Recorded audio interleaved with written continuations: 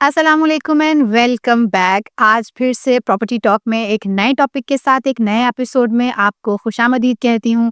आज हम आपके साथ डिस्कस करने जा रहे हैं कि प्रॉपर्टी में डेवलपर्स और बिल्डर्स किस किस तरह के फ्रॉड्स और स्कैम्स करते हैं और आप इनको किस तरह से ओवरकम कर सकते हैं या अपने आप को सेव रख सकते हैं। इम्पॉर्टेंट ये नहीं होता कि सवाल क्या पूछा जा रहा है, इम्पॉर्टेंट ये होता है कि सवाल किससे पूछा जा रहा है। आज हमने इनवाइट किया है अपने स्टूडियो में मिस्टर काशिफ शहजाद को, जो कि सीईओ हैं अल-हादी एसोसिएट बिल्डर्स एंड डेवलपर्स के। इसके अलावा वो अल-कबीर मार्केट कमेटी के प्रेसिडेंट भी हैं। तो आज हम उनसे जानेंगे कि किस किस तरह से हम अपने क्लाइंट्स को या फिर ऑडियंस को किस तरह से बता सकते हैं कि आप स्कैम्स से और फ्रॉड से बच सकते हैं। Welcome back sir. सर ये बताइए कि जब भी कोई प्रॉपर्टी खरीदने जाता है तो वो कौन सी चीज़ें हैं जो उसे सबसे पहले देखनी चाहिए, जाँचनी चाहिए किसी भी रियल्टर या डेवलपर से? अच्छा, सबसे पहले जो आपने बात की है ये बड़ा बेसिक नॉलेज है जो कि हमारे यहाँ 90% लोगों के पास नहीं है कि किसी भी प्रॉपर्टी को बाय करने के लिए उसके एसओपीज़ क्या होते हैं। अब प्रॉपर्टी 2-3 किस्म की होती है। जैसे हम एक ज़मीन खरीदते हैं जिसकी हमें रजिस्ट्री इंतकाल चाहिए होता है, जो गवर्नमेंट की तरफ से उसकी ट्रांसफ़र होती है, उसके अलग पैरामीटर्स हैं। उसके बाद हमने एक सोसाइटी में प्लॉट खरीदते हैं, उसके अलग पैरामीटर हैं। उसके बाद हम एक कोई भी इंस्टॉलमेंट प्लान पे कोई अपार्टमेंट खरीदते हैं, प्लॉट खरीदते हैं या कोई कंस्ट्रक्शन यूनिट खरीदते हैं, तो उसके अलग पैरामीटर हैं। तो अगर हम इसको डिस्क्राइब करें तो पहले नंबर पे जो हमने कोई ऐसा घर खरीदना है या ऐसा प्लॉट खरीदना है जिसकी ट्रांसफ़र गवर्नमेंट से होती है, जिसको हम रजिस्ट्री कहते हैं, और एक इसको ट्रांसफ़र डीड कहते हैं, जिसको उर्दू में हम इंतकाल कहते हैं, कि वो जो मालिकाना हकूक़ हैं वो आपके नाम पे ट्रांसफ़र हो जाए। उसके लिए सबसे पहले आपको उसकी फ़र्द बराए रिकॉर्ड चेक करनी चाहिए। जो मालिक है, सेलर है, फ़रोख्त कुंदा है, वो परचेज़ कुंदा को या ख़रीदार को वो एक फ़र्द देगा कि आप तस्दीक कर लें कि ये ज़मीन मेरे नाम पे है, ये घर मेरे नाम पे है। तो उसको आप चेक करते हैं। उसके अंदर आपको खसरा नंबर चेक करना पड़ता है, खतूनी नंबर चेक करना पड़ता है। ये एक आगे लंबी डिटेल में इंशाल्लाह फिर कभी प्रोग्राम करेंगे। और उसके बाद उसके मालिकाना हकूक़ के बाद आप उसका अगर प्लॉट है तो उसकी वहाँ पे बाउंड्री हुई है तो ठीक है, नहीं है तो बाउंड्री करके गेट लगाएं पेमेंट करने से पहले, बयाना करने के बाद, क्योंकि आपको हकूक़ तभी मिलेंगे बयाने करने के बाद ही मिलेंगे, उसके पोजेशन क्लैरिफाई करने के। इस दौरान अगर कोई प्रॉब्लम होता है तो वो सामने आ जाता है। दूसरी, उसको जब आपके नाम पे अगर रजिस्ट्री होती है तो वो ऑफकोर्स रजिस्ट्री जो पहले ना वो सुपरविजन होती है उसकी ज़िला काउंसिल से होती है और टीएमए से होती है। वो करवाने के बाद आपके नाम पे रजिस्ट्री लिखी जाती है और साइन अंगूठे हो जाते हैं परचेज़र सेलर के, और प्लस उसमें जो गवाह होते हैं। और रजिस्ट्री के कुछ दिन बाद वो आपको इंतकाल दर्ज करवाना पड़ता है कचहरी से। तो जब आपके नाम पे रजिस्ट्री हो जाए तो फिर उसका अगला प्रोसेस है कि उसका इंतकाल पास करवाया जाए। तो ज़िला काउंसिल में या रजिस्ट्री ब्रांच के अंदर उसको आपको एक अंदराज नंबर मिल जाता है, इंतकाल नंबर वो मिल के आता है, वो इंतकाल आपके नाम पे ट्रांसफ़र हो जाता है। उसके बाद अमूमन लोग उसको फॉलो अप नहीं करते। उसको फॉलो अप करना चाहिए पटवारी के पास जाके। अगर अब तो वैसे भी पंजाब 99% जो है ना वो कंप्यूटराइज्ड लैंड रिकॉर्ड हो गया है, तो आपका जो अराजी सेंटर होगा, कंप्यूटराइज्ड लैंड रिकॉर्ड का जो दफ्तर होगा, वहाँ जाएं और अपना आईडी कार्ड दे के अपना खाता चेक करवाएं। अगर वहाँ आप रजिस्टर्ड हो गए हैं तो आपकी सेफ एंड सिक्योर है, पोजेसन आपके पास आ गया और वो उधर से कागजात भी मुकम्मल हो गया। दूसरे नंबर पे आ जाता है किसी भी हाउसिंग सेक्टर में डेवलप जगह पे हम प्लॉट लेते हैं, लाइक किसी प्राइवेट सोसाइटी में लेते हैं, कॉर्पोरेट सोसाइटी में लेते हैं, तो उसकी जो ट्रांसफ़र है वो सोसाइटी ऑफिस से होती है। उसके लिए भी बेहतर है कि आप जो चीज़ खरीद रहे हैं उसकी एक कॉपी रिकॉर्ड की लेके आप तलका सोसाइटी ऑफिस जाएं और उसका टाइटल क्लियर चेक करें कि इसके टाइटल में क्या है। या अगर आपके साथ सेलर जाता है तो वो आपको वेरीफाई करा के देता है कि इसका टाइटल क्लियर है कि नहीं है, इस पर कोई जुर्माने तो नहीं है, कुछ स्टे तो नहीं है, क्योंकि अमूमन प्रॉपर्टियों पे स्टे होते हैं, लोगों को नहीं पता होता, लेकिन सोसाइटी ऑफिस में वो स्टे का रिकॉर्ड अंदराज होता है। तो वो अगर आपको क्लियर होता है तो उसमें पोजेसन सोसाइटी ने देना होता है, जो कि हमारे मुल्क में 99.9% जो प्राइवेट हाउसिंग सेक्टर हैं वो या किसी अदारे के हैं, जैसे डीएचए है, बैरिया टाउन है, या आर्मी, ये कोई भी इदारा दूसरा भी है, तो उसके जो है वो जो पोजेसन है वो क्लियर होता है। तीसरे नंबर पे आ जाता है आपका जो वो फाइल सिस्टम होता है। फाइल सिस्टम में ज़्यादा फ्रॉड होता है, बल्कि वो मैं कहूँगा कि 90% फ्रॉड है। 10% एक डेवलपर हैं जो बड़ा साफ सुथरा काम कर रहे हैं, वो बेचते फाइल ही हैं, ज़मीन अभी मौके पे नहीं डेवलप हुई होती, क्योंकि वो आप एक पेमेंट प्लान खरीद रहे हैं। यहाँ चूँकि बैंकों की फाइनेंसिंग नहीं है तो कोई भी डेवलपर ऐसा नहीं है कि जो पूरी ज़मीन ऑन करके रजिस्ट्रियाँ करवा के डेवलपमेंट करके मुतल्लिका अदारों से पास करवा के फिर आपको वो प्लाट जो है ना किस्तों में बेचे, ऐसा कोई भी नहीं है। इस मुल्क में इंफ्रास्ट्रक्चर ही नहीं है ऐसा। ये तब मुमकिन है कि जब आपको कोई ना कोई फाइनेंशियल इंस्टीट्यूट उसको फाइनेंस कर रहा हो, तो वो फाइनेंसिंग है ही नहीं। इवन कि गवर्नमेंट के जो अपने प्रोजेक्ट हैं, चाहे एलडीए का हो, चाहे सीडीए का हो, एमडीए का हो, एफडीए का हो, जीडीए का हो, केडीए का हो, उनके इंस्टॉलमेंट वाले प्रोजेक्ट भी ऐसे ही बिकते हैं। उसमें सिर्फ आपने देखना होता है कि जिस डेवलपर के पास आप जाएं, उसकी साख कैसी है, क्या वो बंदा ने पहले प्रोजेक्ट डिलीवर किए हुए हैं। अगर उसका पहला प्रोजेक्ट है तो ऑफ कोर्स उसको अपनी इन्वेस्टमेंट करनी पड़ती है, क्योंकि ये जो चीज़ें हम हवा में खरीदते हैं वो उसी से खरीदते हैं जिसकी हवा अच्छी हो। वो कहते हैं जिसकी अपना ट्रस्ट लेवल बिल्ट हुआ हो तो उससे खरीदनी चाहिए। जिसका पहला प्रोजेक्ट हो उसकी हवा भी नहीं खरीदनी चाहिए। तो अमूमन जो 90% फ्रॉड हुए हैं वो ऐसी ही फाइलों में हुए हैं। इससे हमें अवॉइड करना चाहिए। सर, आपके एक्सपर्ट ओपिनियन के अकॉर्डिंग डेवलपर्स जो हैं, जो हवा में चीज़ें बेच रहे होते हैं और जो खरीद रहे होते हैं लोग, उन चीज़ों को कैसे आइडेंटिफाई किया जा सकता है? थोड़ा-सा इस पे रोशनी। देखिए, ये तो काम जो है ना हमारे इदारों का है, तरीक़ेकार ये नहीं है। जी। किसी भी डेवलपर को फाइल बेचने की इजाज़त नहीं है, लेकिन ये हमारे इदारों की मिलीभगत से होता है और हमारा निज़ाम ऐसा है।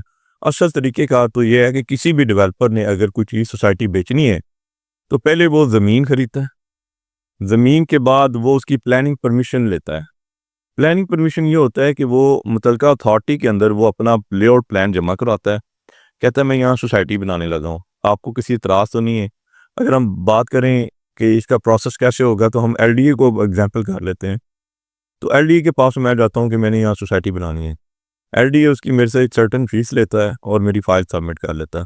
उसके बाद लाहौर के अंदर 13 इंस्टीट्यूट हैं, 13 अदारे हैं, जिसके अंदर एलडीए है, वासा है, वापडा है, सुई गैस है, पिटसीएल है, उसके अलावा इरिगेशन है और डिफेंस एयर का जो है वो भी है, इस रेवेन्यू है। इस तरह मिला के 13 महकमे हैं। अब इन्होंने 1122 को भी इसमें ऐड किया हुआ है।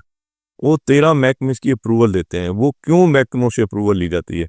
हम बात करते हैं टीपा की, तो टीपा कहती है कि फर्दर हमें यहाँ कोई रोड नहीं चाहिए, या अगर हमने फ्यूचर में यहाँ रोड बनाना है तो इसकी डायरेक्शन यूँ होनी चाहिए कि आपको ये रोड की साइज़ छोड़ना पड़ेगा।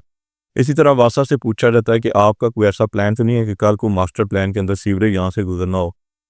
तो वासा बताता है कि मेरा सीवरेज गुजरना है, तो मुझे ये जगह एलोकेट कर दिया, कहता है नहीं गुजरना। इसी तरह सुई गैस को पूछा जाता है। इसी तरह इरिगेशन को पूछा जाता है कि उन्होंने कोई फर्दर यहाँ पे नहर तो नहीं निकालनी। इसी तरह आपका वापडा से पूछा जाता है कि उन्होंने कोई लाइन तो नहीं किया। इसी तरह हमारा जो डिफेंस डिपार्टमेंट है, वहाँ से पूछा जाता है कि यहाँ पे कल को कोई ऐसी तस्नीबात तो नहीं आनी जो हमारी आर्मी को या डिफेंस पर्पज़ के लिए रिक्वायर्ड हो। ये सारे एनओसी लिए जाते हैं। जब ये सारे एनओसी मुकम्मल हो जाते हैं तो फिर आपको एलडीए कहता है कि ठीक है, आप इस पे प्लानिंग परमिशन, आप लफ्ज़ पे गौर करें, इब्तदाई आप इस पे होमवर्क कर सकते हैं। फिर हम लोग उस पे होमवर्क करते हैं। फिर हम उन ज़मीनों के जो डॉक्यूमेंट है, ज़मीन खरीद के और उसके ऊपर लेआउट प्लान लगा के फिर हम अदारे में जमा करवाते हैं कि यहाँ हम 3 मरले का प्लॉट काट रहे हैं, 5 का काट रहे हैं, 10 का। वो देखता है कि इसके आगे रोड पूरी है कि नहीं है, इनका जो सीवरेज प्लान है वो प्रॉपर डिज़ाइन है कि नहीं है। उसके बाद वो हमें कहता है कि ठीक है, अब आप इसकी फाइनल सबमिशन करवा सकते हैं। अच्छा, जब फाइनल सबमिशन होती है तो उसमें जो अदारा कहता है कि अब आप जितने भी रोड्स हैं ना, ये एलडीए के नाम पे ट्रांसफ़र कर दें, मस्जिद एलडीए के नाम पे ट्रांसफ़र कर दें, पार्क वाली जगह एलडीए के नाम पे ट्रांसफ़र कर दें, कम्युनिटी जो क्लब है उसकी जगह एलडीए के नाम पे ट्रांसफ़र कर दें, ताकि ये चूँकि होती ही मुतल्लिका अथॉरिटी के लिए है, उसके बाद वो 20% प्लॉट्स आपके मॉर्गेज करता है। अब मॉर्गेज क्यों करता है? तो वो मॉर्गेज इसलिए करता है कि ये डेवलपर को हम अगर एनओसी दें और वो जब मॉर्गेज करता है ना, तो वो कहता है कि ठीक है, अब आप प्लॉट बेच सकते हैं। तो 20% आप बेच में से प्लॉट नहीं बेच सकते। वो मॉर्गेज कर लेता है। वाई? जब हमने सारे रोड एलडीए के नाम पे लगा दिए, पार्क्स लगा दिए, मस्जिद लगा दी, कम्युनिटी क्लब लगा दिया, हर चीज़ तो हमने 40% या 50% एरिया तो हमने एलडीए में वैसे ही दे दिया। अब फिर उसमें 20% जो बच गया है, 50% उसमें फिर 20% हमसे प्लाजी करवा रहे हैं। वो इसलिए इदारा करवाता है, कहता है कि जी अब अगर आप डेवलप नहीं करते, आप लोगों को प्लॉट बेच देते हैं, तो हम ये 20% बेच के आपको ये लोगों को डेवलप करके दे देंगे ताकि फ्रॉड के चांसेस ना हो। अब आप समझें कि पूरी जगह आपने आधी जगह वैसे एलडीए के नाम पे कर दी, जो बाकी बची थी उसमें 20% जो प्लॉट नंबर है हर ब्लॉक के अंदर वो पिन कर देते हैं कि ये प्लज है, वो भी आपने एलडीए को प्लज करवा दिए कि उसको फाइनल एनओ से दिया जाता है, वो बेच देता है प्लॉट। ठीक है, अब डेवलपर नहीं भागता, वो जो सारा टाउन वो डेवलप करता है। वो सबसे पहले वो रोड इंफ्रास्ट्रक्चर जब वो डेवलप करता है तो एलडीए को जाके पेपर जमा कराता है कि जी मैंने रोड डेवलप कर दिए हैं। एलडीए की टीम आती है, उसको चेक करती है और वो उसको सर्टिफिकेट दे देती है कि हाँ इसने रोड डेवलप किए हैं। वो 5% प्लाट रिलीज कर देगी, जो 20% रखे तो उसमें 5% रिलीज कर देगी। फिर आप कहते हैं कि जी मैंने सीवरेज भी मुकम्मल कर दिया है, वो एलडीए की टीम आएगी, वो सीवरेज चेक करेगी, ओके सीवरेज ओके है, ठीक है, वो 5% बाकी के भी रिलीज कर देगी, रखेगी नहीं। उसके बाद आप कहते हैं कि मैंने वाटर सप्लाई भी मुकम्मल कर दी है, तो वो आपको बाकी के भी 5% मुकम्मल कर देगी। उसके बाद आता है आपका इलेक्ट्रिसिटी का पॉइंट। जब आप दिखाते हैं कि आपने sewerage, road infrastructure, water supply और इलेक्ट्रिसिटी मुकम्मल कर दी, तो आपको 20% रिलीज कर दिया जाता है ताकि आप वो बेच लें। ये है लीगल तरीका, और इस लीगल तरीके पे मुझे तो सिर्फ एक दो सोसाइटियाँ नज़र आई हैं, इसके अलावा लोग फॉलो नहीं करते, क्योंकि एक लंबा प्रोसेस है, उसमें हमारे इदारों ने इसको टूल दिया होता है, जो कि जिसने फाइनेंस लगाया होता है, पैसा लगाया होता है, वो भी इंतज़ार नहीं करता। तो इस दौरान अगर कोई भी बंदा वायलेशन करता है तो एलडीए कहता है ये इलीगल सोसाइटी है, भाई इलीगल है तो बैन कर दो, काम बंद कर दो, फिर बेचने की इजाज़त क्यों दे रहे हैं। तो ये जो इस सारे सर्कमस्टांसेस के अंदर जो जितने भी गैप्स हैं ना, उन्हीं के अंदर फ्रॉड होता है। उन्हीं के अंदर फ्रॉड होता है, दैट्स राइट। सर आपकी जो एक्सपर्ट ओपिनियन है उससे मुझे कुछ चीज़ें तो समझ में आ रही हैं, लेकिन जो हमारी ऑडियंस है उनके साथ कुछ ऐसे स्कैम्स और फ्रॉड्स हो रहे हैं कि एक ही प्रॉपर्टी को बार-बार सेल आउट कर दिया जाता है। ये फाइल भी हो सकती है, ये घर भी हो सकता है, ये प्लॉट भी हो सकता है। इसको कैसे ओवरकम किया जा सकता है? देखिए, इसको जांचा जाता है। अब एक प्रॉपर्टी कई बंदों को बेच दी जाती है। आपके कहने का बात करने का मतलब ये है कि एक प्लॉट या घर कई बंदों को बेच दे, तो ऐसा मुमकिन नहीं होता। अगर कोई फिजिकल प्रॉपर्टी है ना, एक प्लॉट है, तो मैंने जैसा कि पहले भी वीडियो के शुरू में कहा था कि आपने अगर प्लॉट खरीद रहे हैं तो उसके ऊपर अपना पोजेसन शो करें, जिससे खरीद रहे हैं उससे करें, नहीं तो खुद बयाना करके उसके ऊपर अपना वो पोजेसन शो करें। और दूसरा, उसका रिकॉर्ड का चेक करने का एक तरीक़ाकार है, चाहे गवर्नमेंट की प्रॉपर्टी हो चाहे सोसाइटी की हो। अगर गवर्नमेंट की और सोसाइटी की ओनरशिप जिसके नाम पे बोल रही है ना, आप उसी से ही प्रॉपर्टी खरीदें। अब अमूमन ये होता है कि एक बंदा 20 लोगों से बयाने ले लेता है, तो वो जो है ना, वो तो सीधा-सीधा फ्रॉड होता है। वो प्रॉपर्टी सारी लिटिगेशन में चली जाती है। इवन कि अगर आपने कोई ऐसी प्रॉपर्टी खरीद भी ली है ना, जिसका बयाना किसी और के नाम पे भी आपसे पहले हुआ है, चाहे 1 घंटा पहले हुआ है, और उसके प्रॉपर साइन अंगूठे हुए हैं, तो वो कोर्ट उसके ऊपर स्टे ऑर्डर दे देता है और उसका फैसला फिर कोर्ट के अंदर होता है। प्लॉट एक बंदे को एक दफ़ा बेचा जाता है। प्लॉट का नंबर 1, नंबर 2 बंदों को अलॉट नहीं हो सकता। तो उसमें सिर्फ़ आपने देखना होता है कि आपका जो टाइटल क्लियर है। आप उसको, मैंने जैसे कहा कि अगर वो अराज़ी सेंटर में जाएँ, अगर वो किसी सोसाइटी का प्लॉट या मकान है, तो सोसाइटी के कॉर्पोरेट ऑफिस में जाएँ कि वहाँ जाके चेक करें कि मैं ये प्लॉट ले रहा हूँ, मैं ये मकान ले रहा हूँ, क्या इसका टाइटल इसी बंदे के नाम पे बोल रहा है जिससे मैं खरीद रहा हूँ, तो वो उसको क्लियर कर देते हैं। और मेरी ज़ाती राय है और मेरा ये मशवरा भी है कि आप उस जहाँ भी जाएँ, जहाँ सोसाइटी में ये खरीदें, आपको सोसाइटी ऑफिस के अंदर बैठ के उसका बयाना भी ही करना चाहिए, या जहाँ भी करें वो ऑन रिकॉर्ड करें और साइन और अंगूठे के साथ करें और टाइटल चेक करके करें। फ्रॉड वहीं होता है जहाँ पे आपको एतमाद होता है। तो कारोबार में एतमाद अपनी जगह पे है, लेकिन सुन्नत भी पूरी करना अपनी जगह पे। ये प्रॉपर डॉक्यूमेंटेशन जो है, प्रॉपर रिसर्च बहुत ज़रूरी है अगर if you are buying anything और if you are selling anything. पर यहाँ लेकिन हमने जूता लेना हो तो हम पाँव में 10 दफ़ा पहन के चेक करते हैं, कपड़े लेने हो तो हम पहन के ट्राई रूम में चेक करते हैं। तो इतनी बड़ी जब प्रॉपर्टी लेते हैं तो हम उसकी वेरिफिकेशन ही नहीं करते, हम उसको चेक ही नहीं करते, हम उसका होमवर्क ही नहीं करते। तो प्रॉपर्टी का होमवर्क करें और प्रोफेशनल डीलर इन्वॉल्व करें। हमारे यहाँ सबसे बड़ा मसला ये है कि हम बीच में ना रियल एस्टेट एजेंट को निकालते हैं। अब बाहर के मुल्कों में आप देखें ना, यूरोप, कनाडा, अमेरिका में, वो एजेंट को बाहर नहीं निकालते, वो एजेंट के ज़रिए ही डील करते हैं। तो एजेंट जो होता है ना, वो प्रोफेशनल होता है। तो प्रोफेशनल एजेंट को देखें, जिसकी साख अच्छी है उसको देखें, उसको डालें। वो एक 2% कमीशन लेता है, वो कोई मसला नहीं है। आप देखें ना, 1 करोड़ की प्रॉपर्टी ले रहे हैं, तो आप समझें 1 करोड़ 2 लाख की ले रहे हैं, तो वो प्रॉपर्टी का आपको सिक्योर करता है। आई वुड सजेस्ट कि आप मैच्योर एजेंट के ज़रिए ही प्रॉपर्टी लें। सर एक्चुअली ना हमारे मुल्क में जो इस वक्त प्रॉब्लम फेस की जा रही है वो है एजुकेटेड पीपल नहीं है। तो जो एजेंट्स हैं उसमें और प्रॉपर जो प्रोफेशनल लोग हैं उनमें काफ़ी डिफरेंस आ जाता है ना, तो वो कैसे आइडेंटिफाई करेंगे? देखिए वो ऐसी हाईलाइट है कि जब हम बीमार होते हैं तो हम मोहल्ले के किसी अताई डॉक्टर के पास जाते हैं या किसी प्रोफेशनल सर्टिफाइड एमबीबीएस के पास, एफसीपीएस के पास जाते हैं। इसी तरह रियल एस्टेट एजेंट भी ऐसे ही हैं, उसमें कई अताई भी हैं, कई नौसिखिए भी हैं और कई प्रोफेशनल भी हैं। जो प्रोफेशनल बंदा है ना, तो आपने उसको फाइंड आउट करना है। हम यहाँ कंप्रोमाइज़ इसलिए करते हैं, जो अच्छा रियल एस्टेट एजेंट है, जो मैच्योर रियल एस्टेट एजेंट है, वो अपना 2% 1% कमीशन चार्ज करता है, उसके बगैर डील नहीं करता। हम चले जाते हैं ऐसे नए-नए बच्चों के पास, नए-नए लोगों के पास, जिनको प्रॉपर्टी का एक्सपीरियंस ही नहीं होता। वो हमें कहता है जी हम कम कमीशन ले लेंगे, हम आपके काम ये कर देंगे। और जो परचेज़र सेलर होता है वो कहता है करना ही क्या है? ले आमने-सामने बिठा के काम ही तो करना है। नहीं, ये पूरी एक डॉक्यूमेंटेशन होती है, पूरी साइंस है। मैं बुनियादी तौर पे रियल एस्टेट एजेंट हूँ, बिल्डर तो अब बना हूँ, 3 साल हो गए हैं। तो हमें पता है कि होमवर्क कैसे होता है। और अल्हम्दुलिल्लाह हमारे कैरियर के अंदर आज तक एक क्लाइंट भी ऐसा नहीं है जो कहे कि मेरे नाम पे फेक डॉक्यूमेंट हो गए हैं। ये अलहादी से प्रॉपर्टी मैंने एज एजेंट इनसे खरीदी थी, तो कोई प्रॉपर्टी में कोई मसला निकल आया, क्योंकि हम प्रॉपर ट्रेनिंग देते हैं अपने स्टाफ को भी और हर चीज़ को मैं खुद मॉनिटराइज करता हूँ। ऐसा सवाल ही नहीं पैदा होता। दूसरा, आपकी बात आ गई कि आप अवेयरनेस कैसे लें। आपके जो ये चैनल हैं, जो दूसरे दोस्तों के चैनल हैं, ये अवेयरनेस ही तो है। आपने कहीं नहीं जाना, आपने जस्ट टाइप करें how to buy the property, तो आपको सारे एसओपीज पता चल जाएंगे। आप जाएं किसी भी एजेंट के पास जाएं, आपके चलो माना कि आपको किसी मैच्योर एजेंट का नहीं पता चला, किसी अच्छी साख वाले का नहीं पता चला, आप किसी भी एजेंट के पास जाएँ, तरीक़ेकार तो प्रॉपर्टी खरीदने का सेम होगा।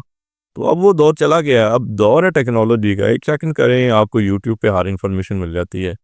तो आई थिंक लोगों को होमवर्क करना चाहिए। सर माशाल्लाह you are a successful builder and developer. वो कौन-सी चीज़ें हैं जो आप समझते हैं कि एक बिल्डर और डेवलपर को सक्सेसफुल बनाती हैं? मेरा मानना है कि सबसे पहले आपकी नीयत अच्छी होनी चाहिए जी। कि आप जो कारोबार कर रहे हैं, उसमें दूसरे बंदे को भी फ़ायदा होना चाहिए। आप ये कभी भी ना सोचें, कभी भी as a real estate agent ना सोचें, इन्वेस्टमेंट एडवाइज़र ना सोचें या बिल्डर ना सोचें कि मुझे क्या बच रहा है सिर्फ। ऑफ कोर्स हर बंदा काम प्रॉफ़िट के लिए करता है, पैसे के लिए करता है, लेकिन ये वन साइडेड नहीं होता, ये टू साइडेड होता है। जो दूसरा बंदा भी आपसे ट्रांज़ैक्शन कर रहा है, वो भी तो अपने फ़ायदे के लिए कर रहा है। तो मेरा मानना है कि कारोबार वो होता है जिसमें दोनों घरों को फ़ायदा हो। इसमें एक को नुकसान कर रहा हो रहा और एक को फ़ायदा हो रहा है, वो कारोबार नहीं है, वो फ्रॉड है। अब बाकी बात कि फ़ील कैसा होता है या क्या फ़र्क होता है? देखिए, ये जो ना कोई भी दुनिया में जो बिज़नेस है ना, वो होता है आपकी साख के ऊपर, आपकी कमिटमेंट के अंदर। एक कारोबारी बंदे की, एक बिज़नेसमैन बंदे की एक कमिटमेंट होती है। हमारे यहाँ चूँकि फैक्टर ऐसे हैं, बाज़ टाइम ऊपर-नीचे हो जाती है, 19-20 भी हो जाती है। प्रोजेक्ट हम भी डिलीवर करते हैं, कभी 2, 4, 6 माह देर सवेर भी हो जाती है। कभी हम पहले बना देते हैं, कभी देर सवेर भी हो जाती है। पर उसका ये मतलब नहीं है कि बहुत ज़्यादा लेट हो जाए या जो आपने जो कमिटमेंट किया है वो ख़राब हो जाए। इवन कि हम जिस बिल्डिंग पे बैठे हुए हैं, इस बिल्डिंग पे जिस रेट पे हमने अपार्टमेंट बेचे हैं, आज अल्हम्दुलिल्लाह इसका 150 टाइम आरओआई है। लेकिन हमने क्लाइंट्स के साथ एक रिटन कमिटमेंट की थी कि हम आपको ये चीज़ें देंगे, तो हमने वो दी हैं।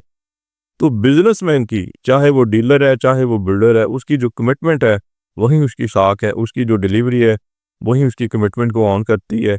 वही उसको ज़ाहिर करती है कि ये बंदा कितना मैच्योर और कितना ट्रस्टेड है। क्योंकि ये अमूमन लोग समझते हैं कि ये एक आर्टिफ़िशियल बिज़नेस है। नहीं, मैं नहीं समझता। मैं समझता हूँ कि जैसे दूसरे कारोबार हैं, एक सनत की इंडस्ट्री है, टेक्सटाइल की है, शूज़ बनाने वाले की है, ये कुछ फार्मास्यूटिकल है। इसी तरह रियल एस्टेट एक इंडस्ट्री है और आपका जो अदारा है उसकी एक शाख है। हम कई ऐसे अदारों को जानते हैं जिनकी एक बहुत बड़ी शाख है, जिन पे नस्लों से कारोबार हो रहा है और वो कई नस्लों से कारोबार करते रहेंगे। क्योंकि ये बिज़नेस है, ये कोई आपकी जॉब तो है नहीं है कि जो आपकी उम्र के साथ रिटायर्ड हो जाएगी। ये तो बिज़नेस है, आज आप कर रहे हैं, कल आपकी औलाद करेगी, परसों को उनकी औलाद करेगी। तो एक जो डेवलपर हो या रियल एस्टेट एजेंट हो, उसकी जो ज़ुबान है, उसकी जो साख है, उसकी कमिटमेंट है, वो अपनी कमिटमेंट पे ऑन करे। जो किसी से वादा करे उसको पूरा करे और हमारी सुन्नत भी यही है कि जो आप वादा करते हैं वो पूरा करें। जो कौलो फ़ेल करते हैं उसमें तज़ाद नहीं होना चाहिए, वो पूरा करें। शरीयत के मुताबिक जो चीज़ बयान करें उसको बना के भी दें। सम टाइम 19-20 हो जाती है, लेट्स सपोज़ अभी हम कोई भी एलिवेशन प्रेज़ेंट करते हैं या हम उसका इंटीरियर प्रेज़ेंट करते हैं, जब 2 साल बाद उसके इंटीरियर की बारी आती है तो पता चलता है ये मार्केट में आर्टिकल आ नहीं रहा, उसमें कलर शलर चेंज होता है, ये एक अलहदा सेपरेट है। लेकिन ये नहीं है कि हम कहें कि हम आपको इस तरह का अपार्टमेंट बना के देंगे या प्लॉट बना के देंगे और बाद में चीज़ से मुकर जाए, नहीं जी आप यहाँ नहीं बना के दे सकते, अब हम आपको वहाँ बना के देंगे। ये गलत बात है। तो कारोबारी अच्छे की निशानी यही है कि वो अपनी साख को कायम रखे और अपनी कमिटमेंट को ऑन करे। थैंक यू सो मच, आपने मुझे अपने स्टूडियो पे इनवाइट किया।